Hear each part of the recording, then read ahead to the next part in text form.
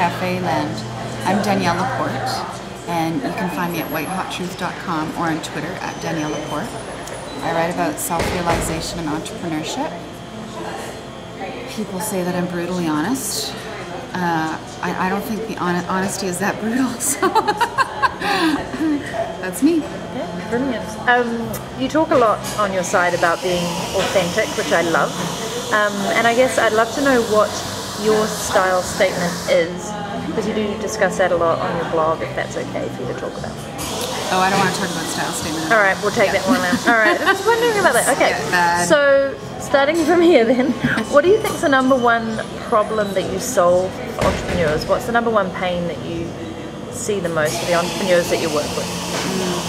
The number one problem I solve for entrepreneurs, I think a lot of what I do is about giving people permission, and it's not about me giving them permission, it's about helping them give themselves permission to be who they are, to want what they want, to celebrate their desires and their ambitions and their failures. And if I can midwife that process of just getting someone to own their desires, then it's a good day. What do you love most about what you do? What do I love most about what I do? I'm free. I'm so free.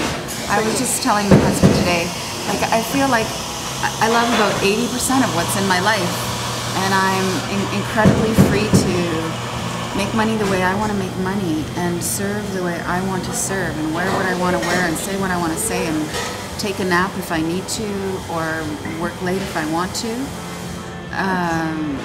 Yeah, creative sovereignty is bliss. Perfect. And I just love you to talk about probably one of the toughest challenges that you've had, and you can put that in any context, whether it's dealing with somebody that you've worked with or personally. One of the toughest challenges I've had. Well, I started a company, I co-founded a company. Our motto, our tagline was inspire authenticity. And by the end, it was just a big fake show. It was fucking fake. And life got me out of that in one fell swoop. It just all fell apart very quickly. And it was horrible. It was absolutely grisly. And it was, without, spiritualizing it or making everybody's behavior okay, mine included, it was one of the greatest blessings in my life. So, most grisly, most grand. It's pretty deep. I like using the sentence, what's been your biggest claim to fame? Which, in your mind, what's been one of your most amazing moments? My most amazing moments? Well, personally, having my son at home, that was amazing. He's amazing.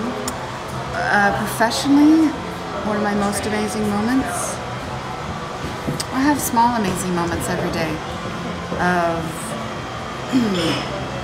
helping someone see their greatness, of writing a fucking brilliant, gorgeous paragraph that says so much. I love word economy. I pack it in. I've had some great moments on stage where I felt really connected to everybody there, and that is an amazing, almost orgasmic feeling, to feel communion with a few thousand people, that you're all getting it. Yeah. Cool. You were in the process of writing a book, and maybe rather than talk about the book, I'd just love to know your experiences of actually writing a book. Like, I think a lot of people have a secret desire to want to do that, but never get it off the ground. And I just maybe talk a little bit about the process of how hard it is, or how amazing it is, or what you are enjoying most about writing a book. The process of writing, I actually don't consider myself a writer, which is ironic considering I have a blog. I hate the word blog. And I wrote a book, and I'm now writing another book. I'll probably write 3 books this year, if all goes well. Sleep is overrated. I actually consider myself a philosopher, and I get my word out in multimedia formats. Writing is one of them. But how to write a book? Yeah. Post-it notes. So the physicality for me of writing is a big board with all my ideas and scoping those ideas to look for the big chunks, the big themes. And then you just put those ideas into buckets of themes, theme buckets. And one of my best gifts I've ever gotten, best pieces of advice in terms of writing is you have to be prepared to let go of your jewels. And I so often find this, that what I think is the zinger, the diamond sentence, the best idea, is often holding me back from the rest of the chapter. Okay. And then if I lose that, if I'm prepared to lose that and just have faith that the greatness is going to come through everything else, that's a big help. And you can't write a book alone. You can't operate creatively in a vacuum. You've got to, I mean, that's why the publishing model, the conventional publishing model, as Jurassic and backwards and arcane as it is, has served its purpose, because you get a collaborative team, whether you like that team or not. You get someone who's going to give you perspective, to help you make tough choices, ask you hard questions, and cheerlead you. So if you don't have that in the traditional sense, you need to create that for yourself. Otherwise, you're just a wanker, really. You need someone to push you and to help you pare it down and keep it real. A quick note, I just want to know a little more about your Firestarter coaching that you do, in a nutshell, so everybody can hear about it. I'm very sensitive about the word coach. Okay. I am not a coach. Let's just underline that, bold it. I don't like italics, but let's italicize that. I'm not a coach. The reason I'm not a coach is because I don't have ongoing relationships with my clients. I mean, some of them I jam with more than once. But I'm a strategist.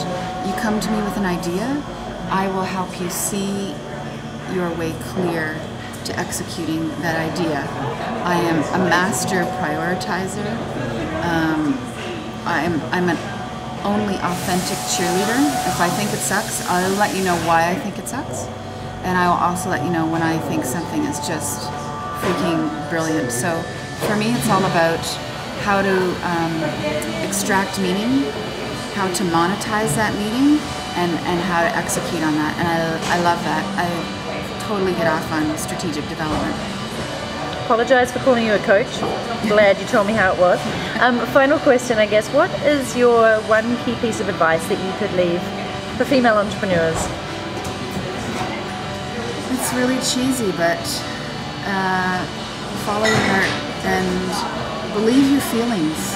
Believe your feelings. I call it the 8-second rule. You know that you know. Ignore your instincts at your own peril. And your feelings matter as much as policy and money and ambition. Awesome. Thank you so much.